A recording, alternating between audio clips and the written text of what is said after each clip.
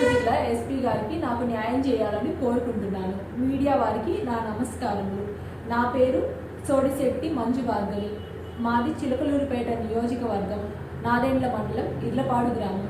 నేను చదువుకోవడం కోసం మా నాన్నమ్మ గారి ఊరైన అద్దంకి వెళ్ళాను. అక్కడ నాకు చాలా దగ్గర బంధువు అయిన రామానాయుడు నా వెంటపడి నన్ను ప్రేమిస్తున్నానని చెప్పి పదే చాలాసార్లు నా వెంటబడి నన్ను ప్రేమిస్తున్నాను అని చెప్పి నన్ను బలవంతంగా లొంగ తీసుకున్నాడు.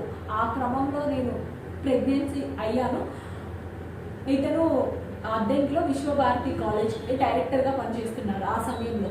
అయితే ఈ టైంలో తనకి వేరే మ్యారేజ్ కుదిరింది. తన ఆస్తి కోసం, ఎక్కువ కట్నం ఆస్తి కోసం వేరే అమ్మాయిని చేసుకోబోతుండగా నాకు అది తెలిసి నేను 8/2/2022లో నర్సరావుపేట దిశ పోలీస్ స్టేషన్లో కంప్లైంట్ ఇచ్చాను. ఆ కంప్లైంట్ మేరకు నర్సరావుపేట పోలీస్ వారు నాతో పాటు ఒక లేడీ కానిస్టేబుల్ని, జెంట్ కానిస్టేబుల్ని ఇచ్చి నర్సరావుపేట పంపించారు. ఆ తర్వాత మళ్ళీ నాకు ఇంకొక రోజు టైం ఇచ్చారు. మళ్ళీ 9వ తారీఖు మా అత్తయ్య అయినా, మా అమ్మమ్మ అత్తయ్య అయినా సోడిశెట్టి వెంకట సుబ్బమ్మ, మేకల నరేంద్ర, ధర్మవరపు దుర్గాప్రసాద్ మరియు చాలామంది పెద్దవాళ్ళు, ఒక 100 మంది పైగా ఉన్నారు.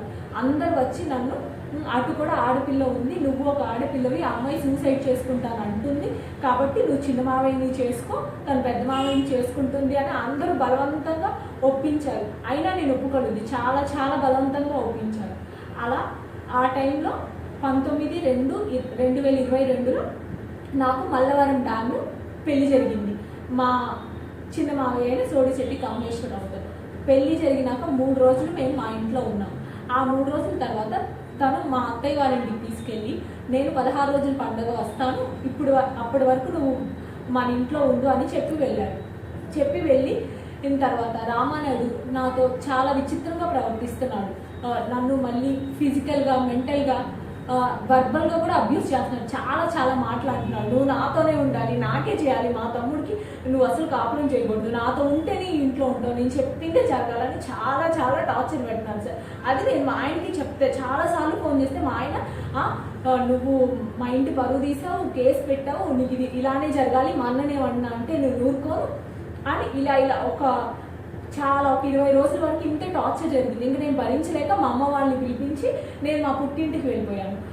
తర్వాత ఇంకా ఆ తర్వాత నుంచి నెక్స్ట్ ఇయర్ 2023 వరకు మధ్యలో 14 నెలలు మా ఇంట్లో వాళ్ళు మా ఆయన దగ్గరికి, వాళ్ళ కుటుంబ సభ్యుల దగ్గరికి వెళ్తున్నారు. మా కుటుంబ సభ్యులు వాళ్ళ దగ్గరికి వెళ్ళి అడిగితే మా హస్బెండ్ ఎక్కడున్నారో వాళ్ళకి తెలియదని వాళ్ళు చెప్తున్నారు. అలా 14 నెలలు వాళ్ళు టైం వేస్ట్ చేశారు. చెప్పట్లేదు ఎంత. ఇంకొక రోజు మా ఇంట్లో వాళ్ళు నన్ను లగేజ్ సర్ది మా అత్తయ్య దగ్గర వదిలిపెట్టారు. నువ్వు ఇక్కడే ఉండు, మీ ఆయన వచ్చే వరకు. మా అత్తయ్యకి చెప్పారు, మీరు చూసుకోండి, పెళ్లి చేసుకున్నారు కదా, ఇక్కడ ఉంటే అబ్బాయి వస్తారని మా ఇంట్లో వాళ్ళు చెప్పారు. ఇంకా మా అమ్మ కూడా నాకు తోడుగా ఆ రోజు అక్కడే ఉంది. మేము నిద్ర లేచేసరికి మాకు చెప్పకుండా మా అత్తయ్య గారు వెళ్ళిపోయారు ఇంట్లో నుంచి. అప్పటి నుంచి నేను మా అమ్మగారు అక్కడ ఉంటున్నాం. ఈ సమయంలో మొన్న 22 మే 2025లో అద్దెంకి పోలీస్ స్టేషన్ నుంచి మాకు సమాచారం వచ్చింది, మీ అత్తయ్య మీ మీద మర్డర్ అటెంప్ట్ చేసింది, నువ్వు చేసావు అని కంప్లైంట్ ఇచ్చింది, మీ ఫ్యామిలీని అంతా జైల్లో పెడతాం అని నాకు చాలా హరాస్మెంట్స్, బ్లాక్మెయిల్స్ వస్తాయి. రామానాయుడు, దుర్గా, నరేంద్ర, ఏఆర్ కానిస్టేబుల్ అయిన నరేంద్ర పద్దాక వాళ్ళ ఫ్రెండ్స్ని తీసుకొని అద్దెంకి వచ్చేది. మేము ఉంటున్న ఇంటి దగ్గర, నువ్వు డైవర్స్ ఇస్తావా లేదా, మీ అమ్మ వాళ్ళని చంపాలా, మీ మావయ్య వాళ్ళ పిల్లలు జాబ్ చేస్తున్నారు కదా, వాళ్ళ మీద కేసు పెడతాం, మీ చిన్న మావయ్య కొడుకు యూఎస్ వెళ్ళాలని చూస్తున్నాడు, అతనికి వీసా, పాస్పోర్ట్, ఇలా రకరకాలుగా మా ఇంట్లో వాళ్ళందరి మీద కేసులు పెట్టి నన్ను చిత్రహింసలు పెడుతున్నారు. ఇంకా నేను తట్టుకోలేక నేను మళ్ళీ ఈరోజు స్పందన కార్యక్రమం దగ్గరికి వచ్చి ఎస్పీ గారిని నాకు న్యాయం చేయాల్సిందని కోరుకున్నాను. నేను ఈరోజు ఎస్పీ గారికి కంప్లైంట్ ఇచ్చాను. ప్రస్తుతం మా బావగారైన రామానాయుడు గోవిందాంబిక జూనియర్ కాలేజ్లో డైరెక్టర్గాను, ఉపాధ్యాయుడిగా పనిచేస్తున్నాడు.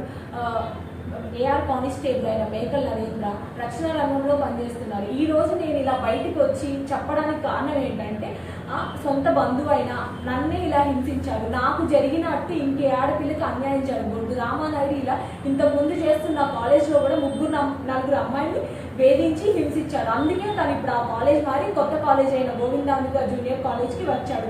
నాలాంటి పరిస్థితి ఏ ఆడపిల్లకి రాకూడదని నేను ఈరోజు ఇలా మీడియా ముందుకి రావాల్సిందిగా కోరుతున్నాను. వీళ్ళకి దుర్గా ప్రసాద్ అనే అతను చాలా సహకరించాడు. వీళ్ళందరికీ శిక్షించాలని, నాకు న్యాయం జరగాలని నేను ఈరోజు ఎస్పీ గారిని ఆశ్రయిస్తున్నాను. ఈ తరుణంలో వాళ్ళు చాలా చేశారు. నా ఫోన్ క్లోనింగ్ చేసి నా ఫోన్లో నేను మెసేజ్ చేస్తున్నట్టు వేరే అబ్బాయిలకి చెప్పి నా మీద చెడుగా చిత్రించి బ్యాడ్ ఇంప్రెషన్స్ తెచ్చి నన్ను సొసైటీలో తిరగకుండా చేయాలని చేస్తున్నాడు. నాకు న్యాయం జరిగే వరకు నా న్యాయ పోరాటాన్ని నేను ఆపను. నేను మహిళా మండలిని ఆశ్రయిస్తాను. ఈ న్యాయ పోరాటంలో నేను ఎంతవరకైనా వెళ్ళడానికి సిద్ధంగా ఉన్నాను. సీఎం గారికి, నారా లోకేష్ గారికి, డిప్యూటీ సీఎం అయిన పవన్ కళ్యాణ్ గారికి, హోమ్ మినిస్టర్ అయిన అనిత గారికి ఈ వీడియో రీచ్ అయ్యే వరకు షేర్ చేయాలని కోరుకుంటున్నాను. మీ అందరూ నాకు న్యాయం చేస్తారని గట్టిగా నమ్ముతున్నాను. అందుకే నేను ఇలా బయటకు వచ్చాను. ఎందుకంటే ఇది నాతో ఆగట్లేదు. ఆడపిల్లలు ఖచ్చితంగా న్యాయం జరగాలి. సొంత బంధువుల్లోనే ఇలా జరుగుతుందని చాలా మంది బయటకు వచ్చి చెప్పుకోలేకపోతున్నారు. నేను ఇలా ఇంకొకరికి ఆయన కాలేజ్లో ఉన్నాడు, చాలా మంది ఆడపిల్లలకు అన్యాయం జరుగుతుంది అని చెప్పి ఇలా బయటకు వచ్చి చెప్తున్నాను.